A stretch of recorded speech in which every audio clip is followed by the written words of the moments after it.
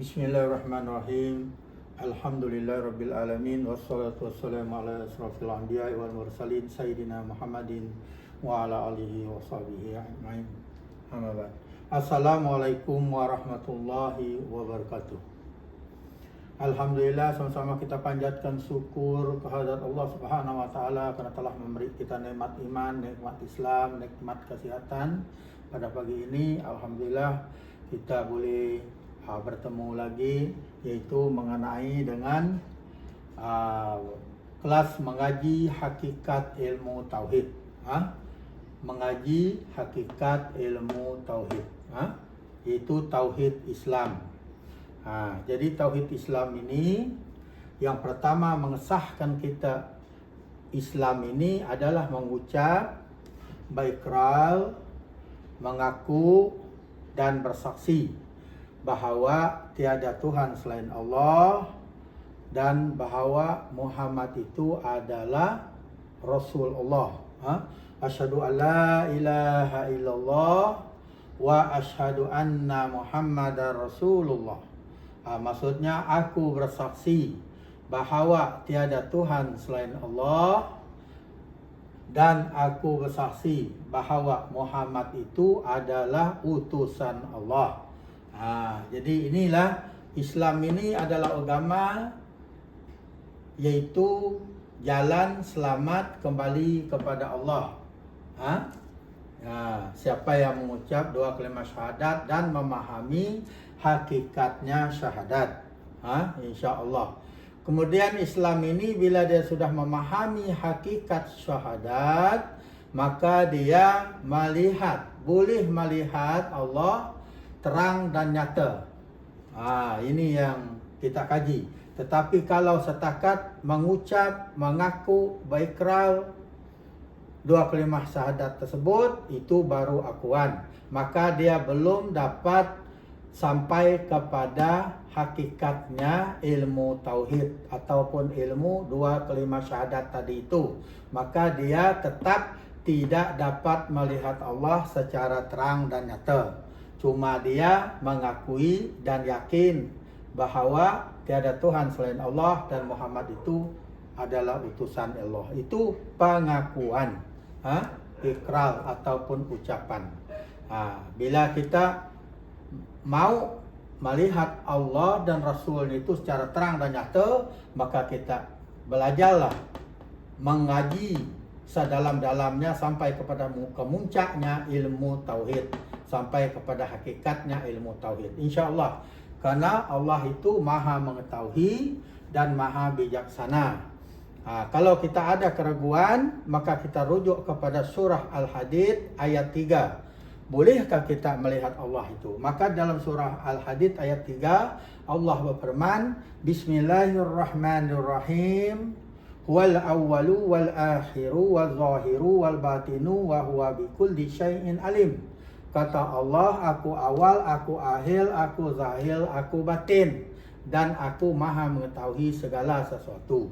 Maka Allah itu tadi tidak mustahil dapat kita lihat secara terang dan nyata.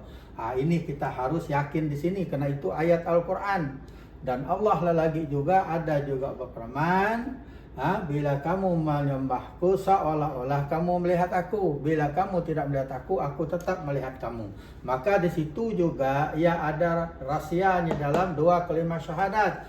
Itulah sebabnya tadi manusia itu adalah hamba yang ada rahsianya dengan Allah Subhanahu wa taala. Jadi Islam itu adalah rahasia Allah dan hambanya. Sebab Allah itu ada berfirman dalam hadis qudsi, Al-insanu sirri wa ana sirrahu. Insan itu rahsiaku dan aku rahsianya insan.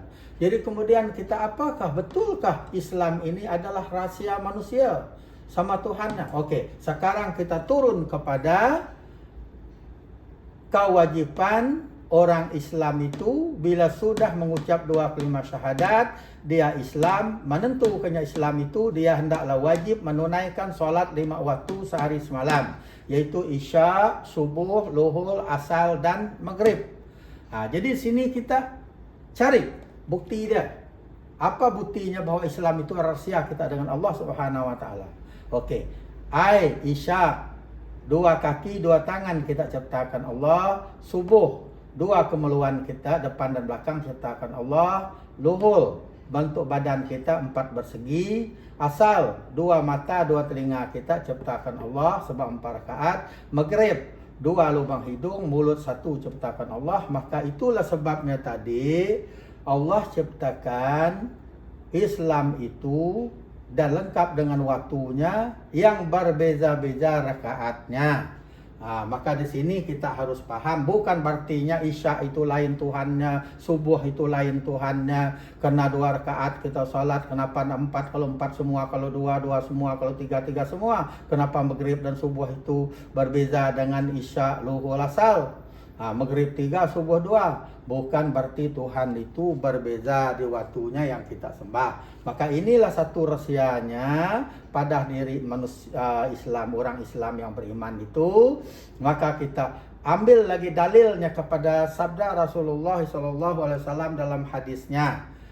Sesiapa yang meninggalkan salat 5 waktu ini, sebahagian daripadanya seperti benda yang hidup tanpa kepala. Apa maksudnya hadis Nabi itu?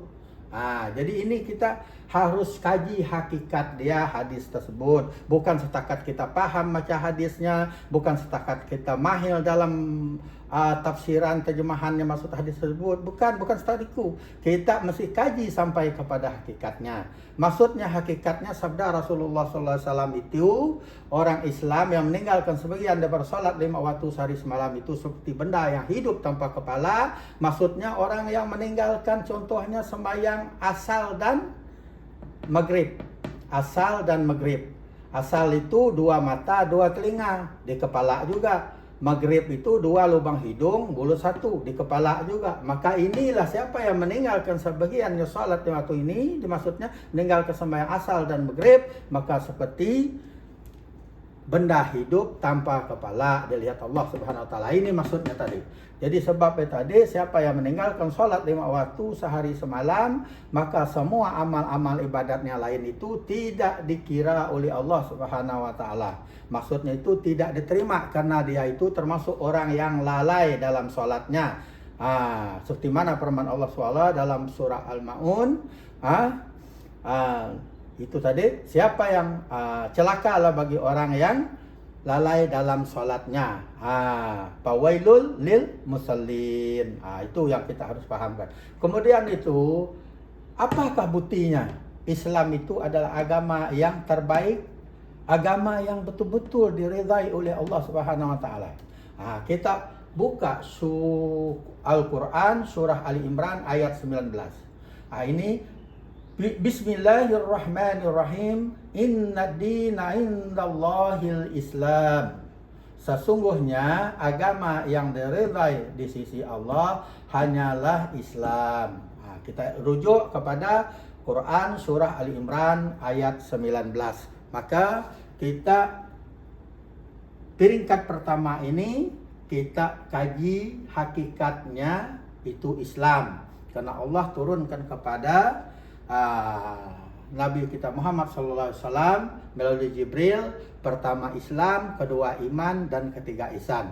Jadi setakat ini saya kongsikan kepada Anda semua, yaitu mengenai hakikat ilmu tauhid, itu hakikat Islam terlebih dulu. Dan keduanya nanti saya akan kongsi kepada Anda, yaitu mengenai hakikatnya iman. Kemudian pasal ketiga nanti, bab ketiga, saya akan kongsi kepada Anda semua, yaitu mengenai hakikat ihsan. Karena kita harus paham ini wajib kata umat Islam memahami hakikatnya, bukan setakat syariatnya saja. Islam, iman, dan ihsan. Jadi sampai di sini saja saya kongsikan kepada Anda semua. Yang berilmu itu adalah Allah, bukan saya. Saya inilah haula wala quwata illa billah. Tidak ada daya upaya kecuali Allah. Jangan sekali-kali mengatakan orang di depan mata kita hebat berceramah, hebat menguraikan Al-Quran dan hadis. Oh hebat, pandai, betul-betul hebat. Jangan syirik kita. Karena kehebatan itu bukan milik hambanya, tetapi milik Allah Subhanahu wa taala, yaitu sifatnya yang ada dalam diri kita. Sekian. Assalamualaikum warahmatullahi wabarakatuh.